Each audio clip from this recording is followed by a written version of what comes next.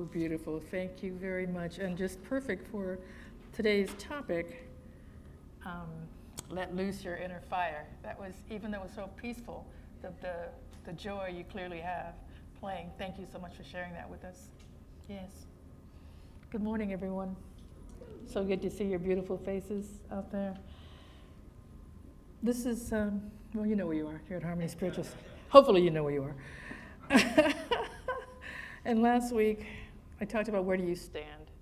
Like, what are you about? Because it's important for you to know that, because we have so many opportunities running into people that are, we talked this morning about, accidents, war, being around family, just all kinds of opportunities to show up as you, to make a decision, to decide whether you're going to get involved in something or not. You just talked about this wonderful time you had in London. And so being that person who values friends, who values travel, who values education, all of that came into play as you spent that time there with your friends. And so everything that we are comes into play. And so it's really good that we think about that, because I don't know how much time we have, but it's not going to be forever. If you live to be 100, it's very fortunate. We have centurions in my family, so I'm counting on that. But doesn't matter. I think that every day we have an opportunity to light our souls and the souls of others. And so today I want to talk about let loose your inner fire. Let it loose. Be you in everything that you do. And sometimes I show up and people are like, really, girl? You don't show up like that? Yes, really. I'm going to show up like that. And if it's not for you, you can step aside. It's okay. I'm all right with it, or I'll step aside. It's okay. I was at a, I was at the Music Fair Park yesterday because my sister had a catering gig, Chef E, and it was wonderful. And I just got to show up as me. And my sister, she called me later on and she said, yeah, you certainly did, because somebody aggravated you and you just gave them a look like step aside. I thought, oh, did I? You show up as you, but that's who I am. I'm not going to pretend to be something that I'm not. But who are you and what sets your soul on fire? It's good to know that. And what sets my soul on fire is you all, people, seeing God in everyone and everything that I do. That sets my soul on fire. I love to pour into people. For some reason, people can't always see what they bring, the value that they bring to the table. And I love to pour into people and say, this is what I see. This is why I love to be around you. This is why other people love to be around you. You're a beautiful soul. And I love to say that. That is my, and help people find out what I believe that we're all here for a purpose. That's part of the inner fire, that you're here to do something, to be someone. And I'm fully encouraging you to be that someone in everything that you do. Even if other people don't understand it, and I've been told so many times, you're too loud, you laugh too much, blah, blah, blah, blah, blah, blah, blah. I don't care. I don't care about what you think. Move away if I'm laughing too loud for you. But when I traveled to Asian countries, that's one of the things they loved, was that I laughed out loud. Because they're not able to do that. They walk and do this kind of thing, hide in their mouth, and like they're not supposed to talk or something. Well, I had no such problems, compunctions about that. None. But anyway, I was talking with my daughter, and some of you have met her. And yes, I am prejudiced because I love her and I just think she's beautiful, but she actually is a beautiful person. She's physically beautiful, and she's in her heart, she's beautiful. And she absolutely does not know it. She just doesn't. And she doesn't believe it. And so she sells Mary Kay. She just has a beautiful face, and people want to know and be involved with her. And people love her on her job. She's also a compliance officer for the city of Palmdale in California. And so she goes out and she doesn't try to give people tickets. She doesn't like to do that. She just likes to say, hey, listen, I don't want to give you a ticket, so let's get this cleaned up. Let's get this, I'll come back and look at it a week or two, make sure you get this done. And that's who she is. So everybody loves to be around her. And so she was saying to me, she said, Mom, I met someone at the conference that I didn't really care that much for, and I was trying to avoid her at all costs. So, okay, you get to do that, she said. But apparently, God had different plans. Because I got stuck at the airport. I don't know what happened. She didn't go into the details, but she got stuck, and it took her 13 hours. Should have taken her 4. It took her 13 hours to get home. And guess who she was stuck there with? Yeah, for 13 hours. And they got to talking about the business. And the woman told her so many, because she's also some higher executive in the company.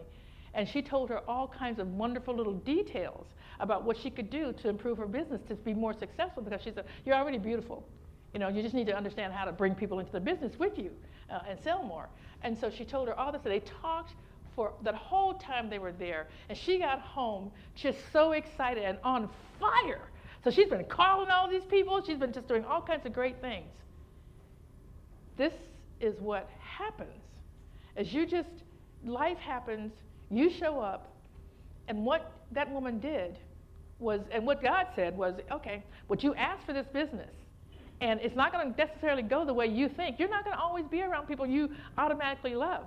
But he had her stuck for 13 hours, and this woman, he, she, God, whatever, I call it George, so it's always a he. This woman poured into her and showed her how to do this business that whole time she was there. And so that woman showed up like who she is. My daughter actually showed up as who she was, and because she already has a relationship with Spirit, she said, okay, God, I see what you're doing. Because she talks to God like I do. She goes, all right, I see what you're doing. This is not what I asked for. He said, it is what you asked for. So they're just talking back and forth. This is what you asked for. It's not how you thought it was going to show up. It's what you asked for. And so sit here and learn something. And so she told me all this on the phone. She had me dying laughing. It was just so funny. But I love it. I love how Spirit works. And when you show up, even if you don't know how, because this is her life. This is what she loves to do, is to help people, to lift people up. And this business helps her do that. She does it wherever she goes. But this business is also going to pay her back and help her become something greater than what she wanted to do and put her on a bigger stage. So she just shows up as herself and walks through the fear.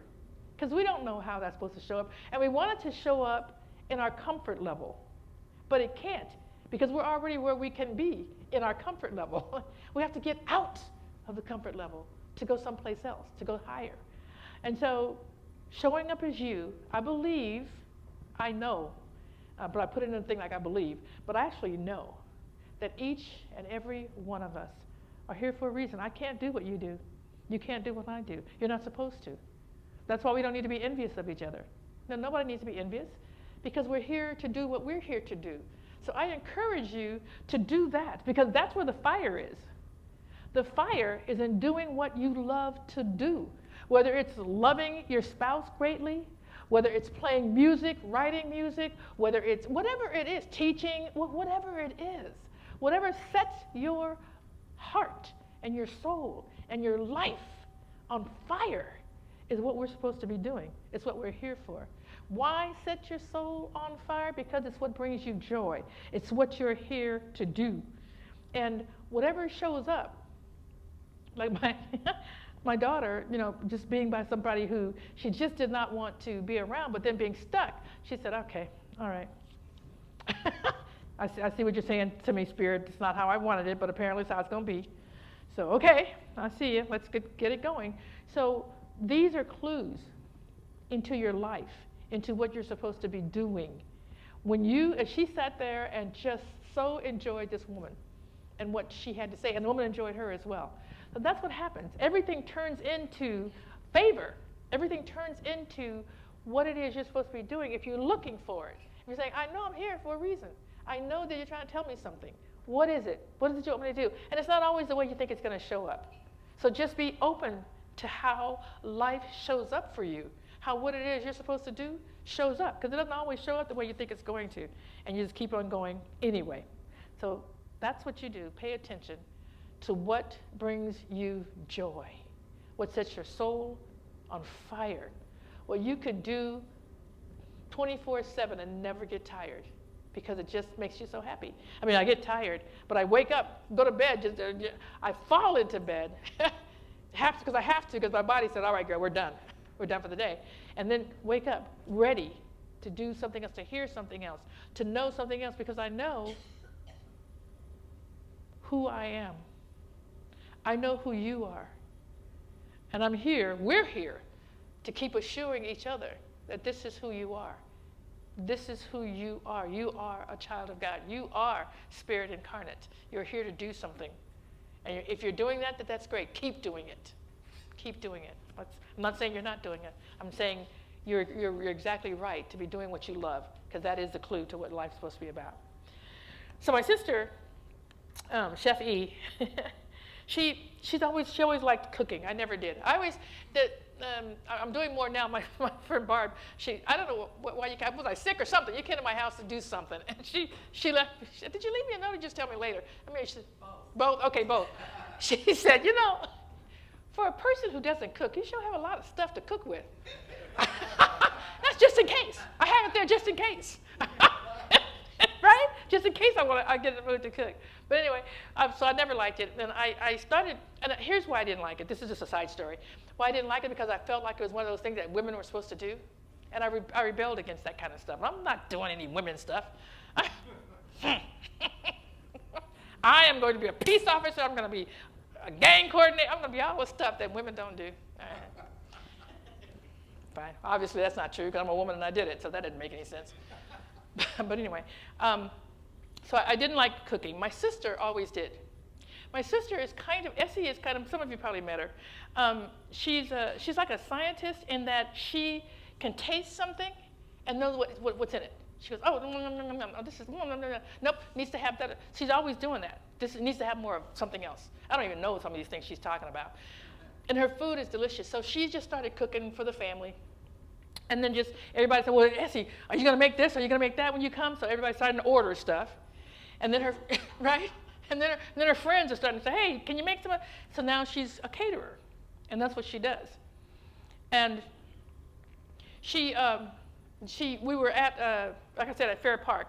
And we were doing a really big, it was a really big gig. It's like 6 bands, I think, were playing for some kind of a show that was going on. And she was in that back room where they go.